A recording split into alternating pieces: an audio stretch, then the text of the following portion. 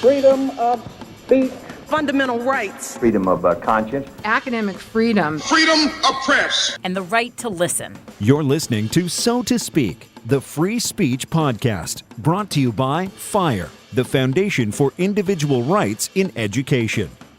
Welcome back to So to Speak, the Free Speech Podcast, where every other week we take an uncensored look at the world of free expression through personal stories and candid conversations. I am your host, Nico Perino, and our conversation today is with Louis Michael Seidman. He is the Carmack Waterhouse Professor of Constitutional Law at Georgetown Law, and he is the author of the much-discussed Columbia Law Review article, Can Free Speech Be Progressive?, which will be the focus of this conversation.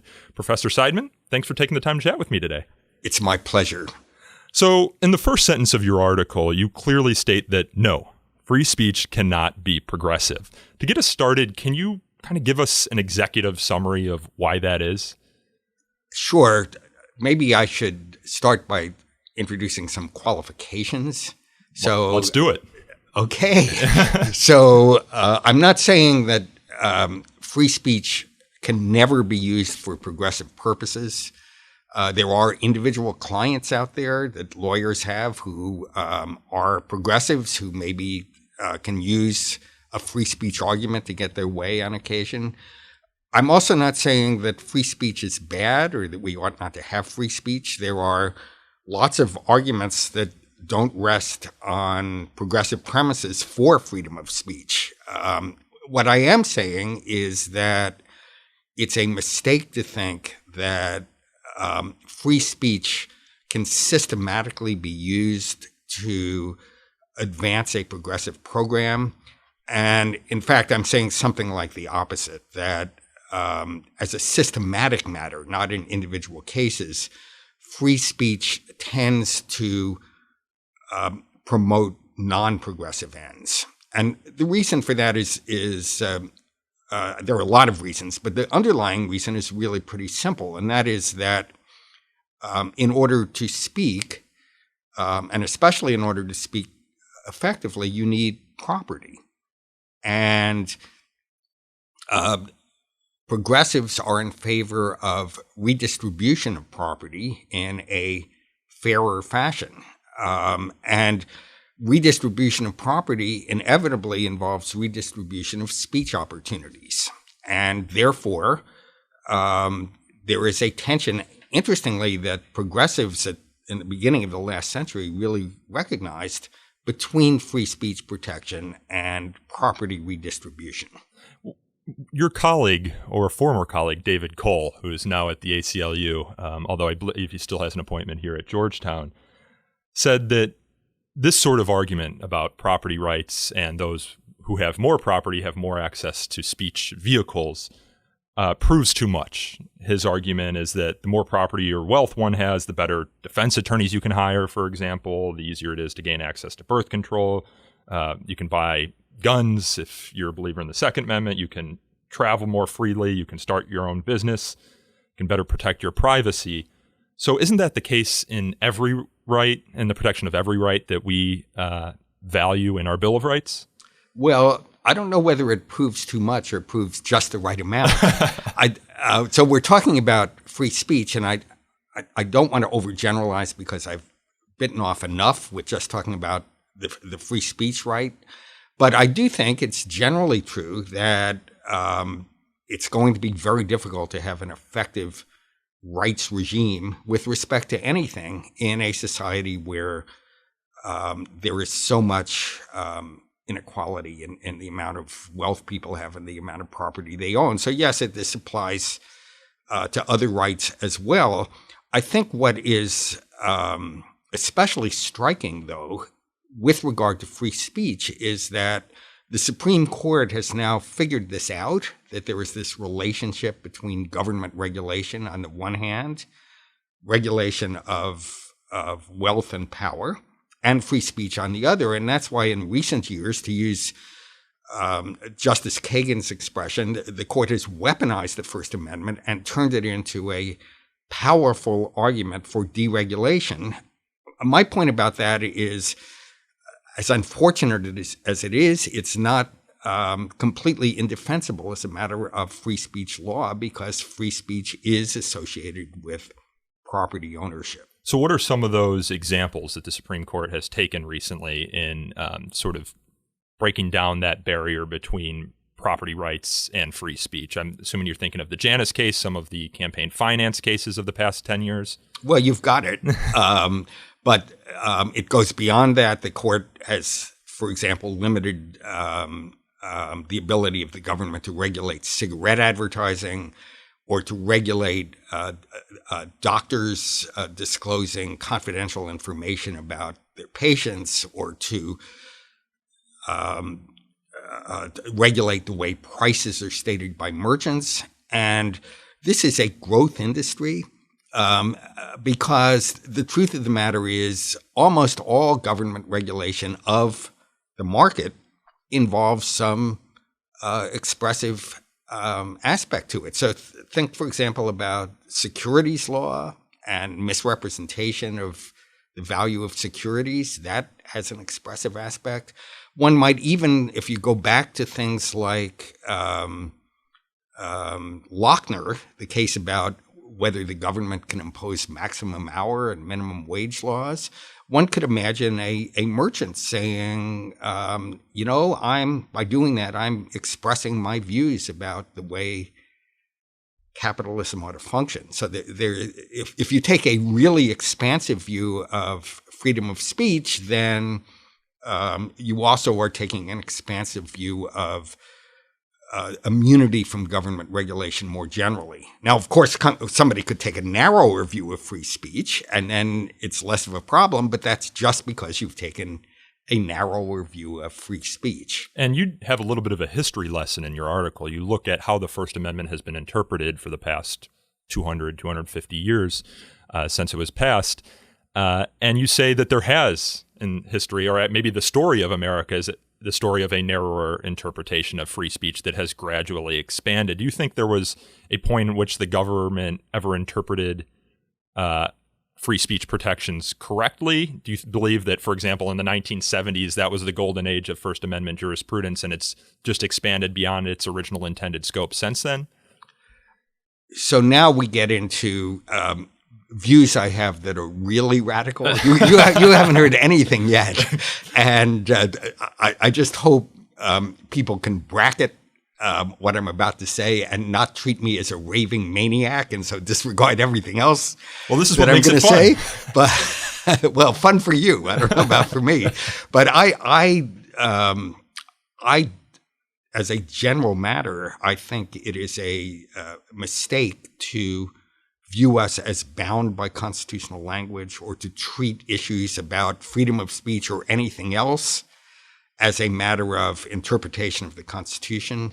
I think that gets in the way of thinking in a serious way about what's best as a matter of public policy, and instead gets us embedded in essentially irrelevant questions about interpreting the language that was written 200 years ago by people who knew nothing about our present circumstances. So that's a more general view. Now, just in terms of the history of the free speech clause, I think it provides much less solace for progressives than people normally think it does.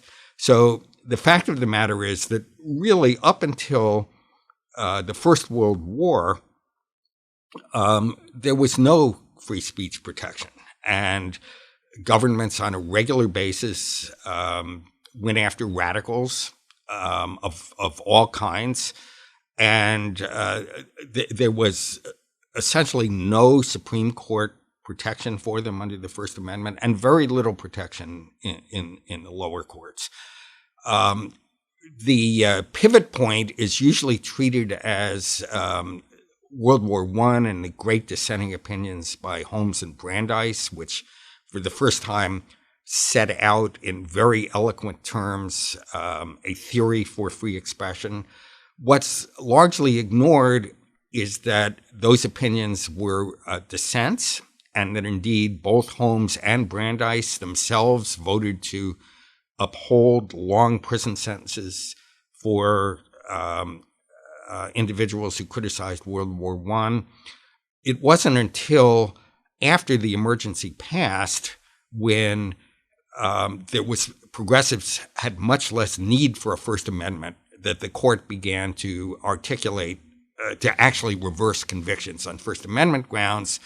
And then we had a repeat of the same story during the McCarthy period, where when the First Amendment was really needed to protect political radicals, the court caved. It most famously upheld long prison sentences for members of the Communist Party simply for advocating communist doctrine, and those opinions doing so were joined by progressives like Justice Frankfurter. Again, it wasn't until the late 50s, when McCarthyism was no longer an important force, that the court began to provide some protections. There was a kind of golden age during the Warren period where there was First Amendment protection accorded to civil rights demonstrators and anti-war demonstrators. Even then, though, the protection was very limited, and the court went out of its way, for example, not to provide protection for people in the labor movement. In any event, the Warren period was a very short period in American history, and after it passed, the protection for progressives waned, and today we are the valence of the First Amendment is entirely flipped, and it is mostly being used by anti-progressive forces to stymie government regulation. I guess as a definitional matter, we should probably talk about what you mean when you say progressive. I think you've kind of suggested it already insofar as the government takes a proactive role in redistributing wealth so that there's more economic equality. What else is under the progressive program that free speech doesn't proactively protect? So the word progressive is, the definition is contested, but just by stipulation, what I am referring to is people who don't automatically trust market outcomes and believe that government has a role to play in regulating the market and redistributing wealth and in dismantling unjust hierarchies of power based on things like race or LGBTQ status or gender. So it's more of a positive rights approach than the negative rights approach that our Constitution often takes. For me, a lot of this boils down to sort of that philosophical conception of what the government should and shouldn't do. And in particular, libertarians think the government should have a role in protecting negative rights. Progressives think that they should take that more proactive role. And you give a couple examples in here how this actually shapes out in the free speech debate. You say, if homophobic religious fanatics add to the pain of grieving friends and relatives at a military funeral, the mourners have no legal recourse. But if the government tries to prevent infliction of this harm, the fanatics can invoke judicial process to enforce their rights. That negative approach, the government cannot step in the case of private action on another private individual. And you also similarly say if Facebook takes down posts expressing political views it dislikes, that action is a manifestation of freedom, and the government's decision to do nothing about it raises no free speech concerns. But if the government intervenes to force Facebook to provide fair speech opportunities to all, that action is coercive, and there is at least a First Amendment problem and maybe a First Amendment violation. You continue to say progressives think the government has a duty to act affirmatively to counterbalance private power and correct for the unfairness of market allocation. So do you conceptualize this in a negative rights, positive rights framework? So thank you for bringing that up. That's really very useful, and it ties it to, I think, a broader contradiction in the progressive program. And indeed, this is a contradiction that early progressives saw. People like the early John Dewey saw this. I think Felix Frankfurter saw it. So in general, the progressive stance, well, let me start with the conservative stance. So in general, conservatives think through some sort of invisible hand process, unfettered markets, just people buying and selling without government intervention, that's going to produce justice. And so if markets produce a situation where some people are poor and some people are rich and some people live longer and some people have short and miserable lives, because that's produced in the absence of government, that somehow is definitionally fair. Progressives reject that. They say there's nothing magic about markets.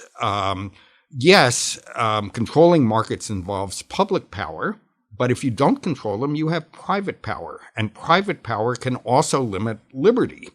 That's a central tenet that progressives have. So when the government doesn't impose a minimum wage, that doesn't leave workers free to decide what wage they're going to get. It just puts them at the mercy of employers who use market power to dictate how much they get. Okay, so if progressives think that's true about everything else, why on earth do they think it's not true about speech? Why do they think that the allocation of speech opportunities is going to be fair just because it's what the market provides?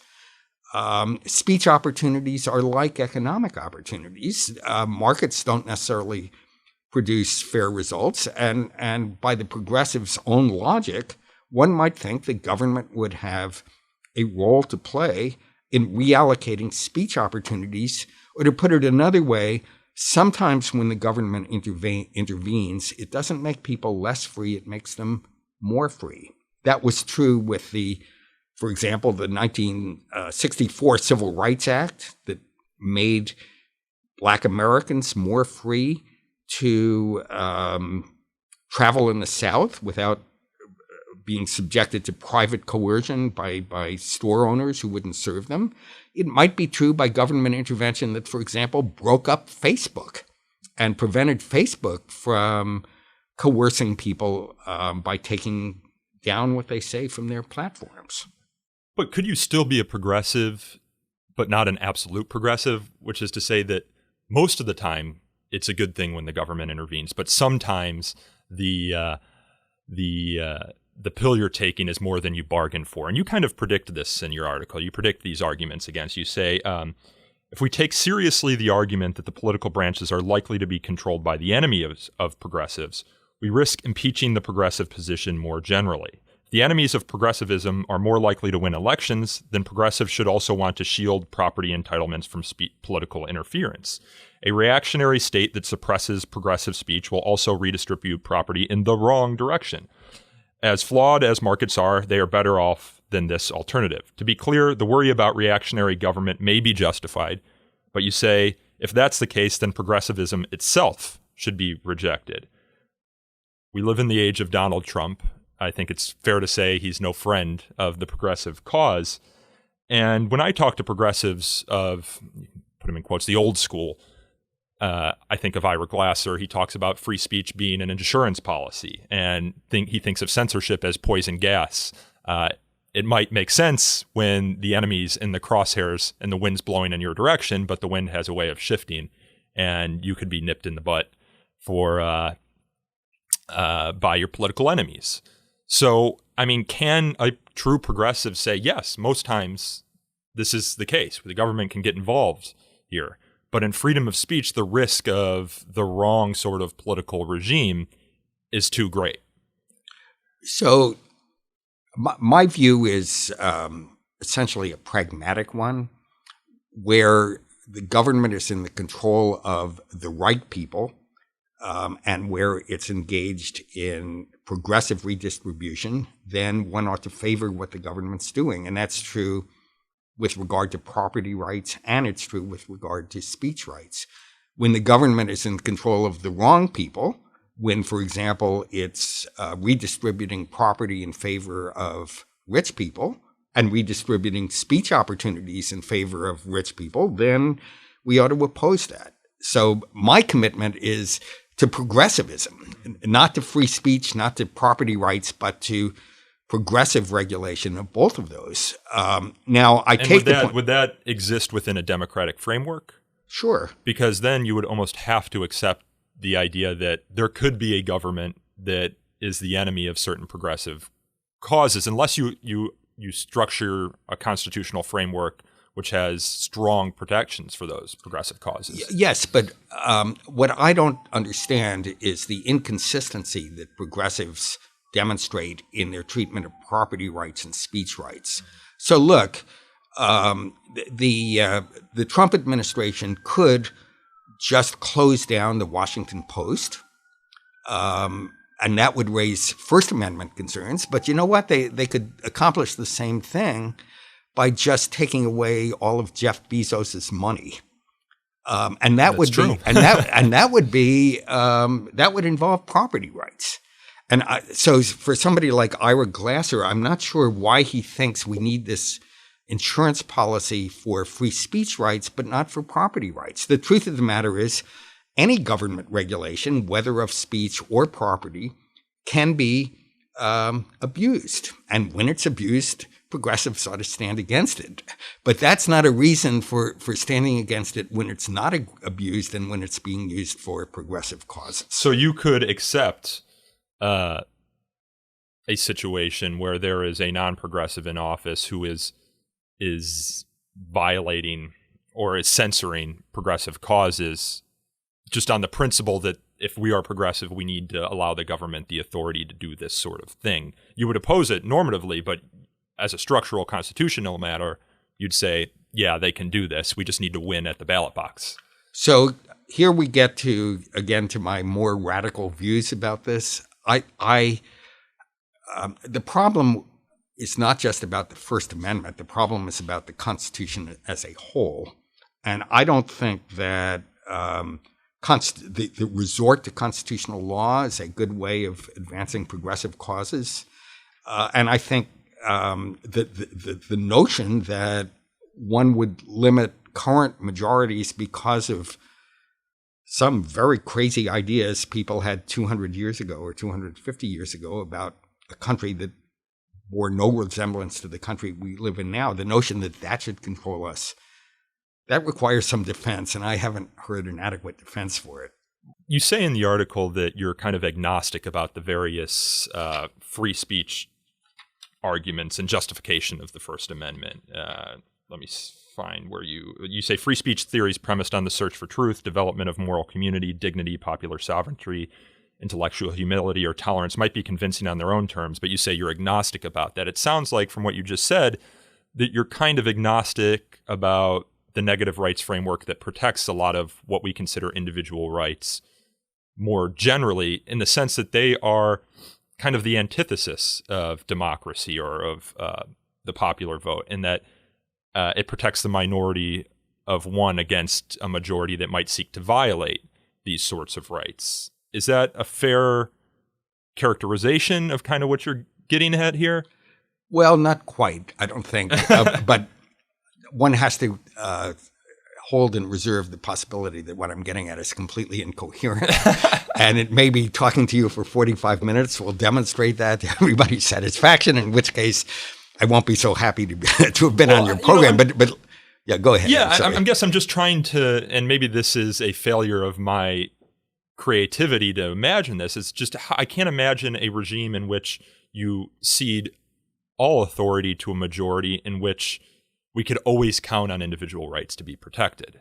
And that's kind of why you set up a democratic Republican framework where most things are decided by democracy, but limited by what we conceptualize as these various individual rights. So, I mean, I guess one way to ask the question is, where has this sort of framework worked before? So, just to answer that question before going into more detail, places where it's worked are the United Kingdom and New Zealand. That doesn't have a written constitution. Right. And last time I looked, those were not dictatorial regimes. There wasn't rioting in the streets. I mean, Brexit is pretty bad, but I don't think that's because they don't have a written constitution. So of course it works. Now, I do want to just clarify some things here. There are arguments available, not some of which might appropriately function as side constraints on progressivism for why free speech is a good thing. In general, I think if people have things on their mind, they ought to be able to say them. And one can develop sophisticated theories about that, but that's an intuition I have. It's just that these are, in the end, for me, essentially pragmatic and public policy questions. So there's something to be said for Medicare for all. There's something to be said for letting people engage in hate speech. There's something to be said there's a column in the Times today by David Brooks saying Medicare for all might be good in theory, but if you actually tried to put it into place, it might produce disaster. And so too, one could imagine that hate speech regulations as a practical matter wouldn't work very well. But I think it really gets in the way when one starts, instead of thinking about speech that way, one starts to quote James Madison and John Peter Zenger, and this is what the framers thought, and all of that stuff. Because it's a circular argument. It says that you say that free speech is good because the First Amendment says so without actually making the proactive argument why the First Amendment is a good thing. And you talk about this in your article. Right. Geez, if one believes in free speech, then we're going to have free speech about free speech. Mm-hmm. And there ought to be a vibrant discussion about the virtues of free speech in various circumstances. And the trouble with constitutional law is it tends to cut the discussion off, because when you say there's a First Amendment right to do this, what you're in essence saying is, I don't have to give you a reason why I think it's a good thing to do it, because the Constitution just trumps all of that. You just say you can't do it because it's unconstitutional, and that seems to me to be. Don't you get that in the common law framework, though? Sometimes, I mean, you have the discussion, but at some point, you need to decide whether this speaker is allowed to say this, and then at that point, it's who is the you? Well, I mean, if for example, if I am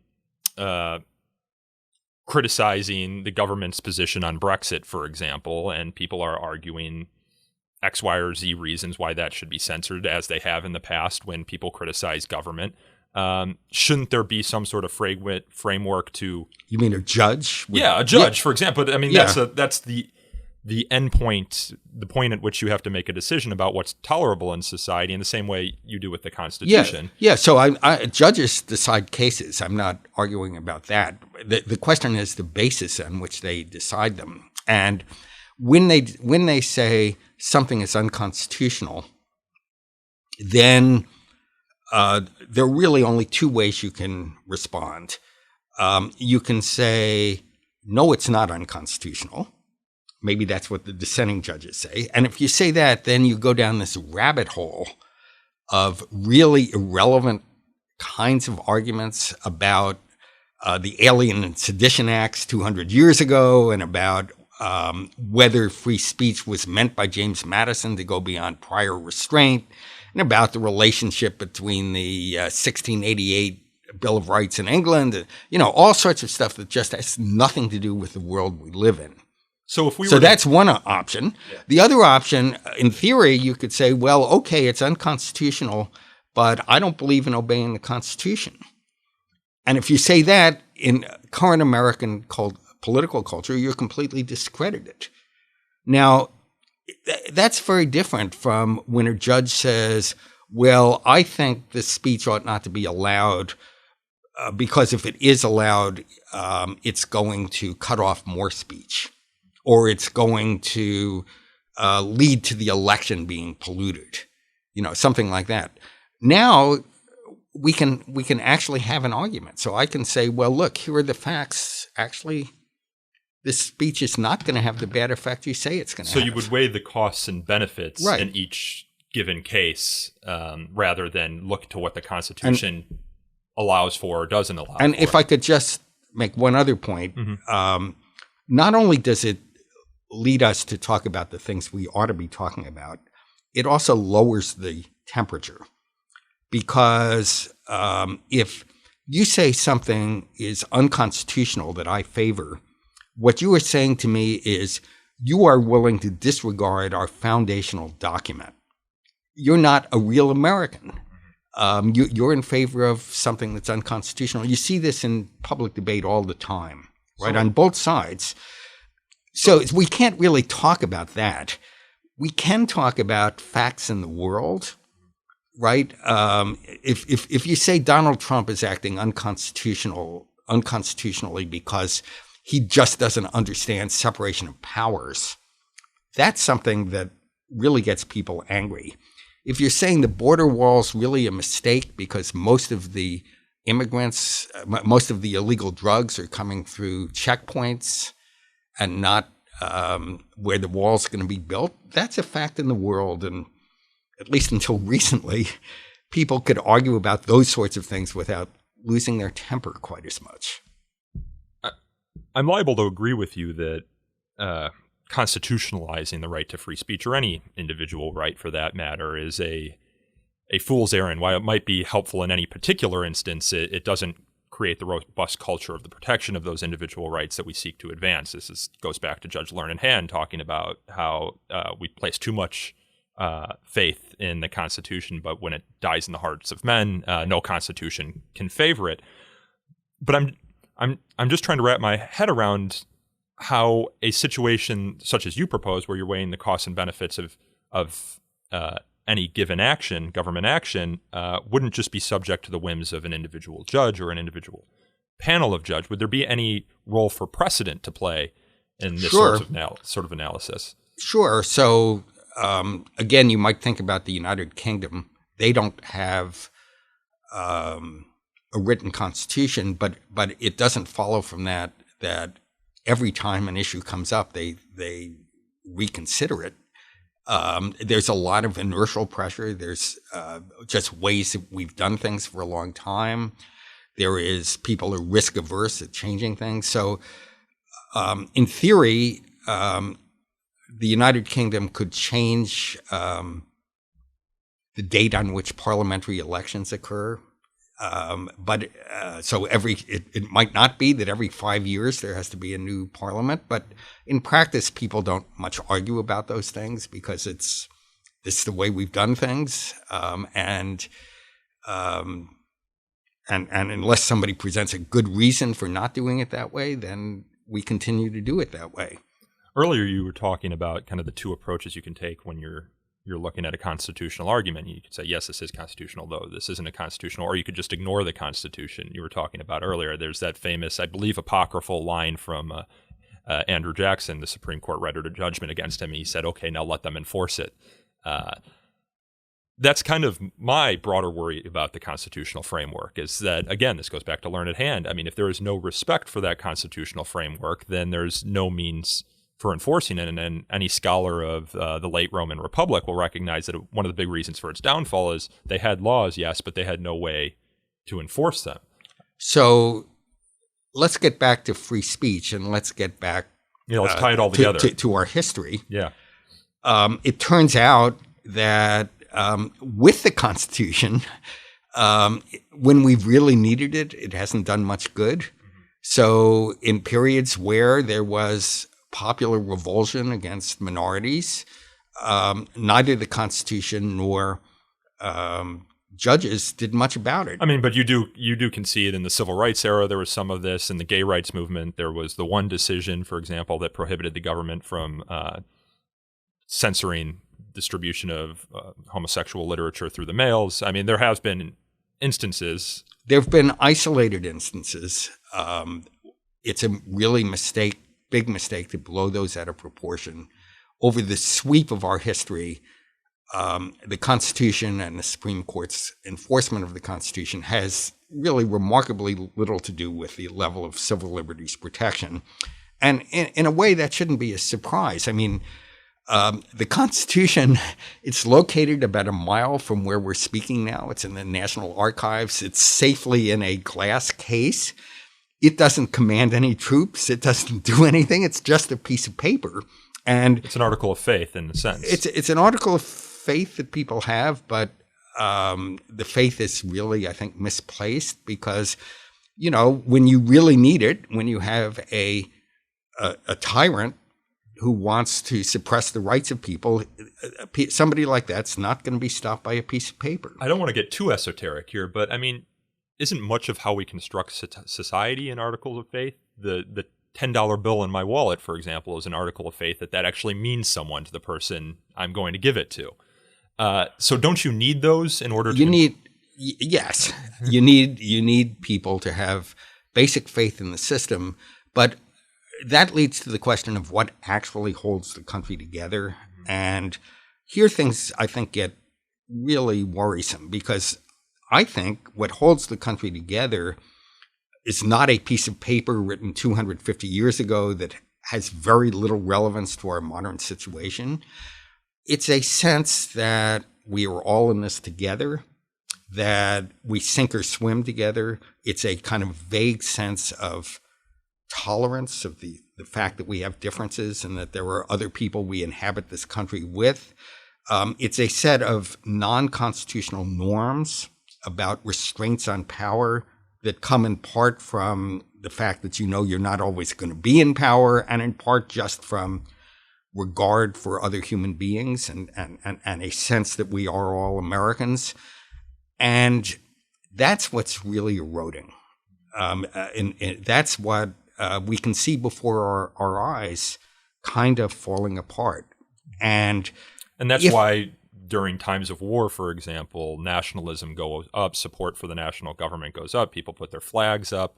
That might not be the time in which you want people to come together, but it seems to be the time in which they do, because there's this shared cause or this shared set of values that are privileged at that time. But what I find disturbing is, no, we're not at a time of war, but even in times of peace in the past, there has been... The space race, for example.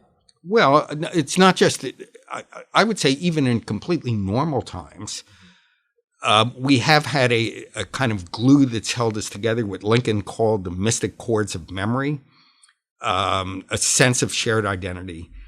And in the era of Trump, although I think it began before Trump, that has started to erode. Would you have to reshape our identity in order for the framework the progressive framework that you privilege and that you think would be most beneficial to society, for that sort of thing to work? Because our sense of national identity right now is kind of wrapped around this negative rights framework of the Constitution.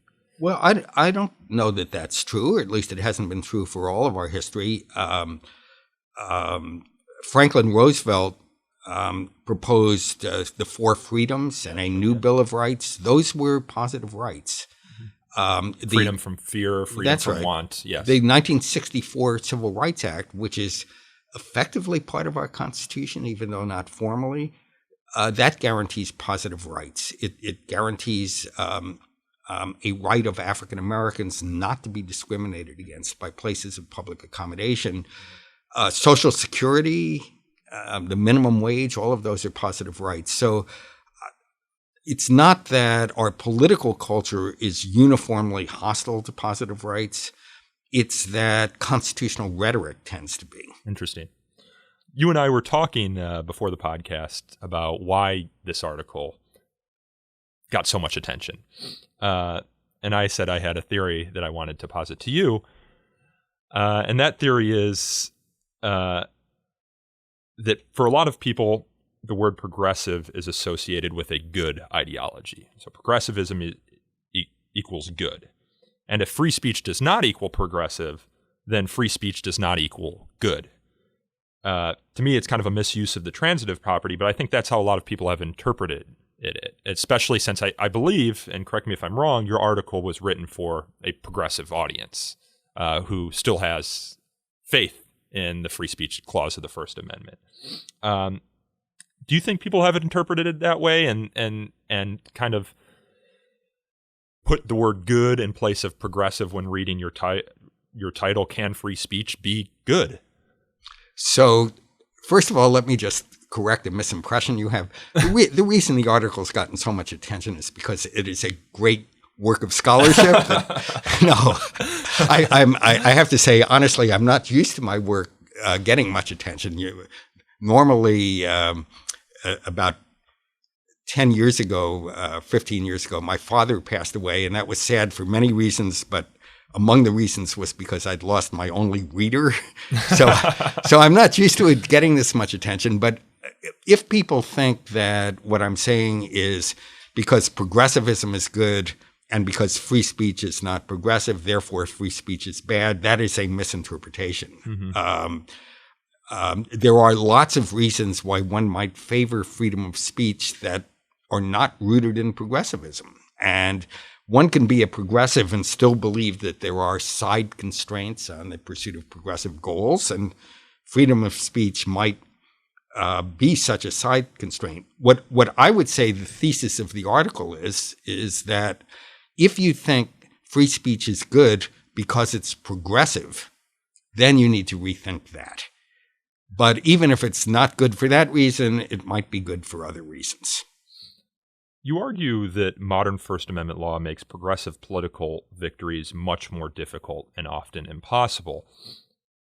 Have the 2018 midterms kind of changed your opinion on that? I think about people like Alexandria Ocasio-Cortez, who defeated a very powerful Democratic incumbent. Bernie Sanders almost took down Hillary Clinton. In this sense, money doesn't have as much to play if the message that money supports doesn't resonate with the voters. Jeb Bush had a lot more money than Donald Trump had for the campaign. I think back to some other big upsets during the Tea Party era in which underfunded candidates defeated incumbent candidates based in part, at least I'd suspect, on their message. So I think what I'd say about that is, yes, I am much more optimistic about things than I was before the elections. We should say this came out in 2018, your article. It came out before November of 2018, yes. So things to some extent are looking up. But I do think if one takes a longer view, being a progressive, being on the left, is always going to be an uphill fight. It's always going to be the case that you're fighting against long odds, and that the chances of victories are temporary and have to be each one has to be struggled over, and that is because the basic claim that progressives make is that social power is unfairly distributed, and if that's what the claim they're making, then it follows from that claim that social power is going to be arrayed against progressive causes. Now, that doesn't mean that victories are impossible. There have been times in our country where progressives have prevailed, but here's the really key point. They haven't prevailed because of the Supreme Court and the Constitution. They prevailed because people were willing to do the really hard work of organizing, because they got really angry, because they put their freedom and life on the line sometimes, because they acted as role models for other Americans, not because the Supreme Court came and bailed them out, not because some piece of paper written 250 years ago commanded that they win. They prevailed because they convinced people. I want to explore two more arguments that you present in this paper that I think are really fascinating. And this first one gets at kind of how we could redefine property rights to become more progressive. And you use Dale v. Boy Scouts of America as an example of how this can be done. And I don't know that I've ever heard this before. So this was an interesting thought experiment for me. You write that state anti-discrimination law prohibited the Boy Scouts from excluding individuals from the organization because of their sexual orientation.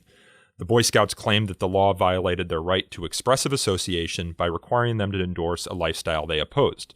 But this argument depended on the unstated assumption that the Boy Scouts were owned by an organization called the Boy Scouts of America. Suppose, though, that one treated the anti-discrimination statute as adjusting this property claim. Although the Boy Scouts of America retained most of the sticks in the bundle, the statute created a kind of non-discrimination easement and vested that property right in people like Dale. If Dale had the entitlement in the first place, then the free speech rights cut the other way. the Boy Scouts would be violating Dale's speech rights by utilizing his property to advance their ideological ends. So is that a novel argument to this paper? Or is that kind of an argument that's been made in progressive circles, that you create sort of property rights that go in the other direction from the individuals and away from the association? So, pardon me if I get a little esoteric here, but this is tied to a kind of a broader development in constitutional law. So, with the New Deal, when progressives gained control of the Supreme Court, there was a kind of constitutional settlement that was reached. And speaking in very broad terms and somewhat simplistically, the settlement was civil liberty rights are fixed and can't be changed, but property rights are contingent and can be changed by the government. So free speech is protected. Property rights are not. The government can transfer property from one person to another, redistribute, progressive taxation, and so on. The point of the Dale example is that settlement ultimately doesn't work. And the reason it doesn't work is because free speech rights are parasitic on property rights. So if you can switch property rights, you can also switch free speech rights. So we might think about who owns the Boy Scouts of America.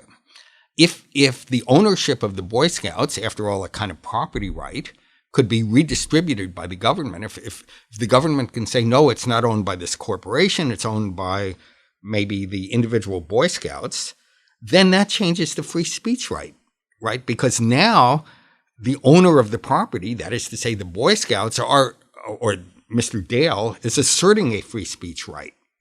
And it's the Boy Scouts of America that are getting in the way of the free speech right. And that speech right might not be progressive. Dale might have a non-progressive approach. He might, but the basic point is that this progressive solution to the problem doesn't work. And it's not working, has implications that I think are very unsettling. So let's not talk about the Boy Scouts of America. Let's talk about the New York Times. And suppose the government comes along and says, just as a property right matter, Arthur Sulzberger thought he owned the New York Times, but actually he doesn't. The New York Times is owned by its readers. And we're going to transfer that property. Maybe we'll give him just compensation or something, but we're just going to transfer the property right to the readers. Well, then the New York Times doesn't have what we think of as freedom of the press anymore. They don't have the right to not publish some story that some reader wants published. So this solution doesn't work. Now, if it doesn't work, there are two ways to get around the problem. You could fix property rights. That's what libertarians want. And by the way, libertarians regularly make this argument. So no, it's not original with me. It's people on the far right have made it for a long time. You can't have free speech without free property. So we could become libertarians and fix property rights. If you don't do that, then the only other alternative is to make speech rights contingent. And that's, of course, what progressives don't want. But I don't see a way of avoiding it if you're going to have property rights up for grabs the way progressives want them up for grabs. I want to close out here by asking you about one critique of your article, which could be that social media has democratized speech in a way that couldn't have been conceived of 30 years ago. And you address this. You say one might suppose that this democratization of speech breaks the link between wealth and speech opportunities. In fact, though, the change exacerbates rather than diminishes the difficulty for progressives. In a world where there is too much speech, people need a filter. My question is, what if that filter becomes the government? We look at what happened in the Arab Spring back in 2011 or so, when Egypt was filtering out sort of that revolutionary speech, arguing, of course, that it was bad. What do you make of that sort of argument? So there's no question that governments can be tyrannical and one of the ways they're tyrannical is by controlling speech. The fundamental point that progressives make is that private forces can be tyrannical also.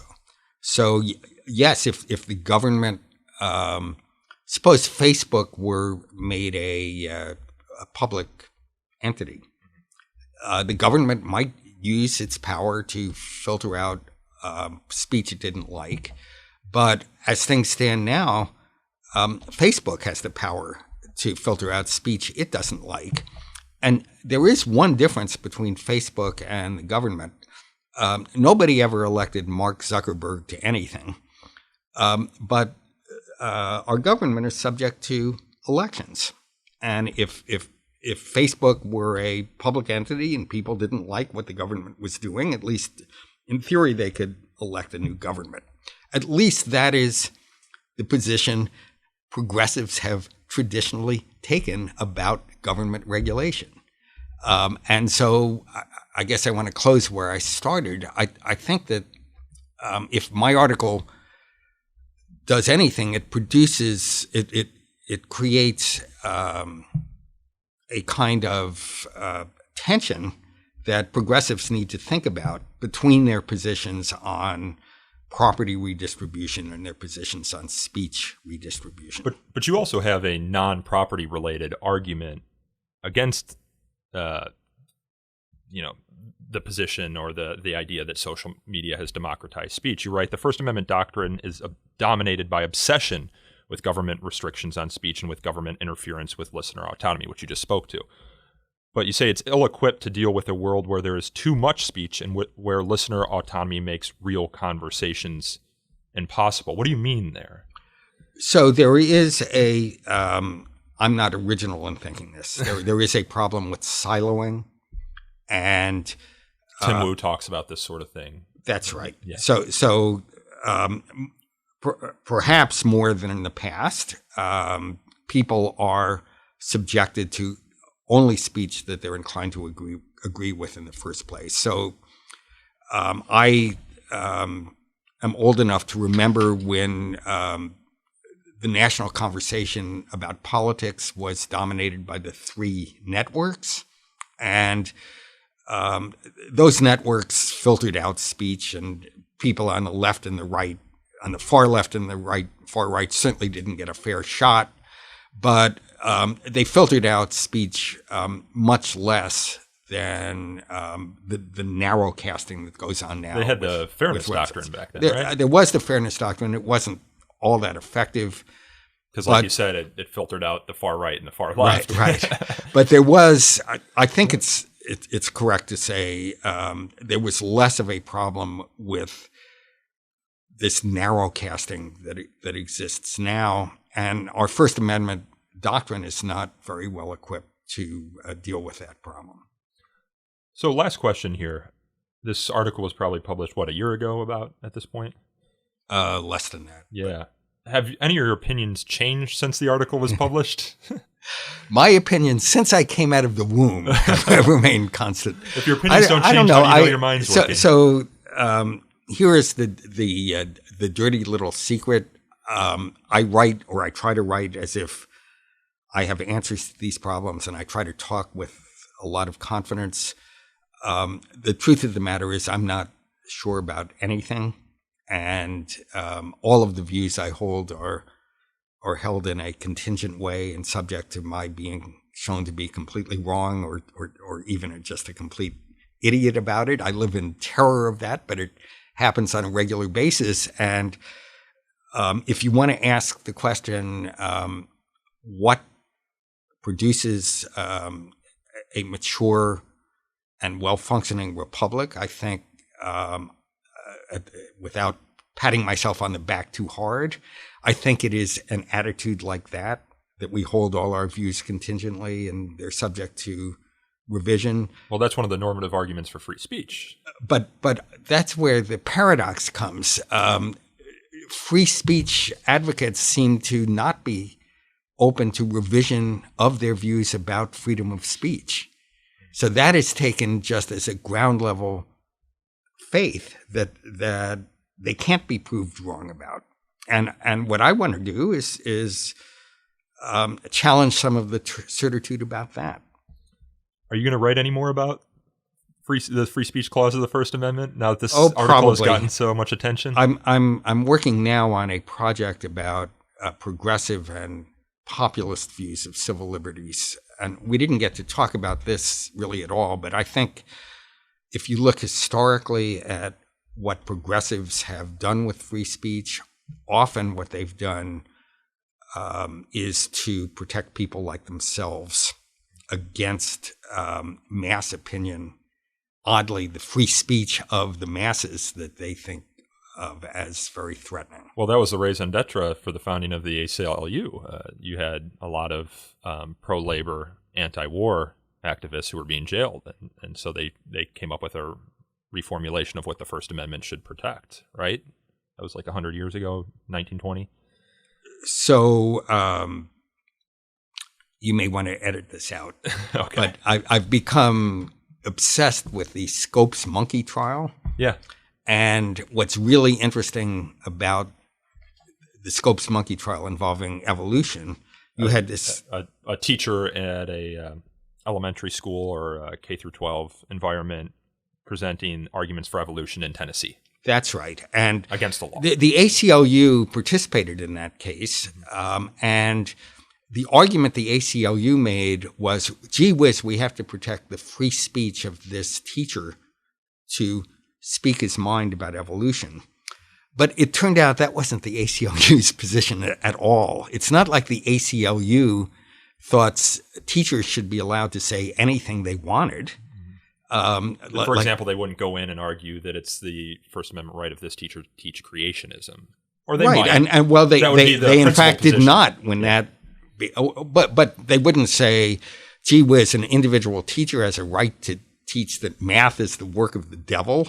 Or that the earth is flat. Or that the earth is flat, or that communism is the best form of government. What the ACLU was defending was not freedom of speech. It was evolution.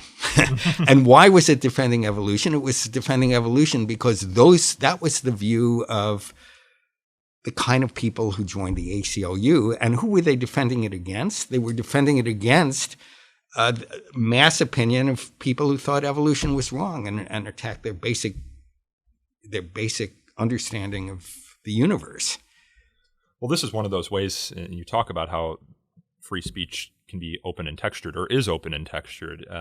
We see this in the campus context all the time, whereby you have an individual academic freedom right to present an argument, but the department in which you teach also has the academic freedom to hire professors who, for example, don't argue that the earth is flat. Right. There were not many creationists in biology departments. Yeah. So, Professor, I think we'll leave it there. Thank you so much for talking with me today. And I should add that you'll be speaking at Brooklyn Law School here in April? Yes, in April. In April, about 100 years, 50 years since the incitement standards were introduced. Well, thank you for your patience. And this was just a lot of fun. I really appreciate you asking me. That was Georgetown law professor Louis Michael Seidman, and his article for the Columbia Law Review is entitled, Can Free Speech Be Progressive? We had this conversation on Tuesday, March 5th at the Georgetown Law Center. So to Speak, the Free Speech Podcast is hosted, produced, and recorded by me, Nico Perino, and edited by Aaron Reese. To learn more about So to Speak, you can follow us on Twitter at twitter.com/freespeechtalk, or like us on Facebook at facebook.com/So to Speak podcast. You can also email us feedback at sotospeak@thefire.org, or call in a question for a future show at 215-315-0100. If you enjoyed this episode, please consider leaving us a review on Apple Podcasts or Google Play. Reviews help us attract new listeners to the show. And until next time, thanks again for listening.